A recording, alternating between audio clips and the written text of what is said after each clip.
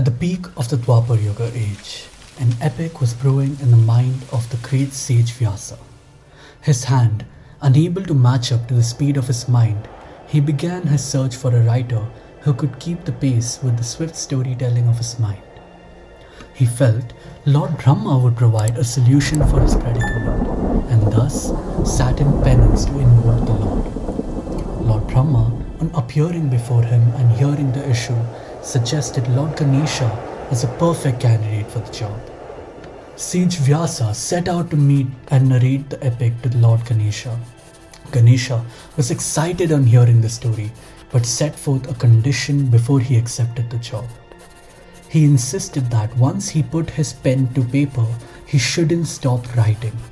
If the sage stopped between his narration, he would stop his writing too, demanded Lord Ganesha. Vyasa was agreeable to the terms only if he could put forth his own condition. You cannot write a verse or even a word without comprehending the meaning of the same, declared Vyasa. What could a man write that a god cannot comprehend? Thought Ganesha. The brilliance of Vyasa unbest known to Ganesha, he accepted the challenge. And thus began the journey to compose the great Mahabharata. Vyasa and Ganesha worked in tandem for days, but when Vyasa was stuck at a point and required time to compose, he would buy time by stumping Ganesha with complicated verses and compositions. Ganesha would stop to analyze the meaning, while Vyasa would use that time to prepare the next verses. And that is how the biggest epic of the world, Mahabharata, was brought to life and given to the world, becoming an inspiration and lessons for eons and eons of time.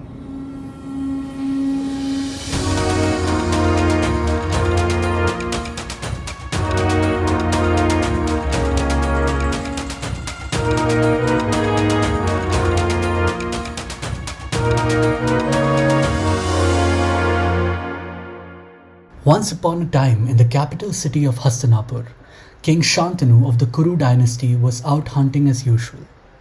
On the banks of the holy river, a beautiful woman caught the attention of the king, and he couldn't take his eyes off her.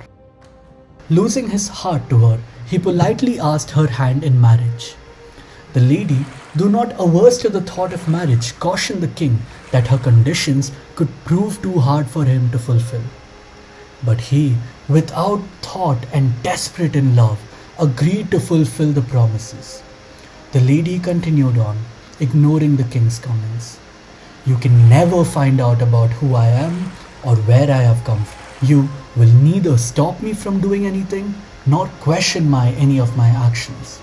If you break any of these conditions, I will leave to never return again, thundered the woman. The king impatiently agreed to her terms and whisked the lady away to his palace. Not knowing her name, he named her Ganga in the memory of the first meeting on the banks of the river Ganges. After a grand wedding celebration, the king and queen began the joyous journey together. A year later, she gave birth to a handsome baby boy. The king, jumping with joy, proceeded to welcome his child, only to be left perplexed. The queen looked to be wrapping her son in preparation for a journey. Just about to question her, the king remembered his promise and remained silent, and instead followed her to the very bank of the river where they first met. He was shocked to see the newborn child being drowned by his very own mother. Sad but helpless, the king silently watched on. This went on for 7 times, but the king remained silent, for he did not want to lose the queen. But he could not remain quiet the 8th time. He questioned her. What kind of mother are you? How could you do this to your own child? I cannot let you kill my children. Ganga very patiently said to the king, As you broke your promise, I will have to leave you now. But I will tell you the reason for my decision. I am the river goddess Ganga, and I present myself in a human form to you as a result of a curse. You may not remember what has happened in the other realms as you're a mortal, but I am talking of those times when kings of the mortal world could travel to the realms of the god very easily. You were King Mahabhishek then, and we met in the court of Indra, the king of gods. One look of each other was enough for us to fall in love, but the gods couldn't digest a union between a mortal and an immortal being. so I was forced to take a mortal form to be with you, said Ganga. She went on to narrate the story of the 8 children who in fact were beings from heavens. They, instigated by their wives, stole sage Vasishtha's cow Nandini, who was a dear as a daughter to him.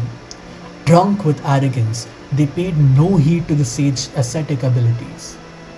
The sage cursed them to live a life amidst humans, learning about human loss and pain. The 7 beings, realizing their mistakes, begged forgiveness, but the 8th one, Prabhash, refused to do so. The sage, out of his generosity, reduced the life term of the 7 beings, but showed no such mercy for Prabhash, who is a main culprit. These 2 curses are the reasons why I was forced to become the mother of these beings. But now, the terms of the curses have been completed, said Ganga. The king was dumbstruck at the turn of the events. Ganga, promising to bring the 8th child back to the king after his 16th birthday, disappeared into the river. King Shantanu, separated from his wife and newborn son, often went to the banks of the river in hopes of them returning back to him. Years went by. One day, a young man came to visit the king. At the same time, Ganga manifested in front of him to give the good news that the young man was in fact the king's son Devrath. Vedas from the sage Vasishtha, politics from Lord Brihaspati, and warfare from Lord Parshuram, Devrath was well versed in all, having learned from the best. The king was aware that Ganga wouldn't accompany him again, but was nevertheless happy to be reunited with his son. In a short span of time, the stories of Devrath's intelligence and bravery spread like wildfire around the neighboring kingdoms. The people had already accepted Devrath as a future king. While the king was happy to see his son, he also felt an emptiness inside. He often went on hunting expeditions in hope of finding an answer for his innate sadness. One such afternoon, the king, while hunting, reached the banks of the river Yamuna. An enticing aroma pulled him towards that direction. He found a beautiful woman on a boat. History repeated itself. The king fell head over heels in love with her and asked her hand in marriage. The beautiful woman was Satyavati, the daughter of the head of the fisherman clan, Darsharaj. The decision about my marriage is in my father's hands, said Satyavati politely.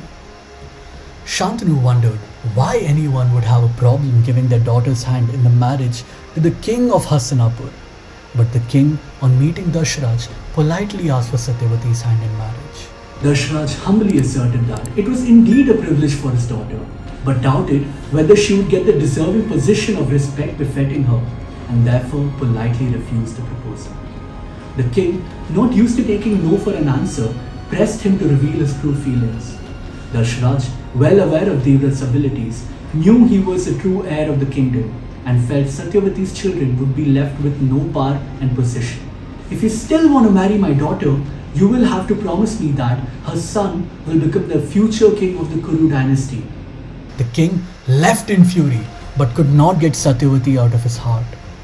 He was sad, dejected, and could not hide it. Devrath soon realized that something was bothering his father and decided to talk it out with him. Shantanu, not wanting to reveal the truth, went around circles about the kingdom. The neighboring kingdoms are eyeing us, but your abilities on the battlefield save us. An enlightened one once said, a sun is like an eye. You lose it, you're lost in darkness. Devrath, dissatisfied with the answer, questioned the king's charioteer to find out the truth. The charioteer, with fear, narrated the events that had recently transpired. Devrath, on meeting the head Darsharaj, is faced with the severity of the situation, but without a thought said, my father's happiness comes first for me. Becoming the king is nothing compared to that.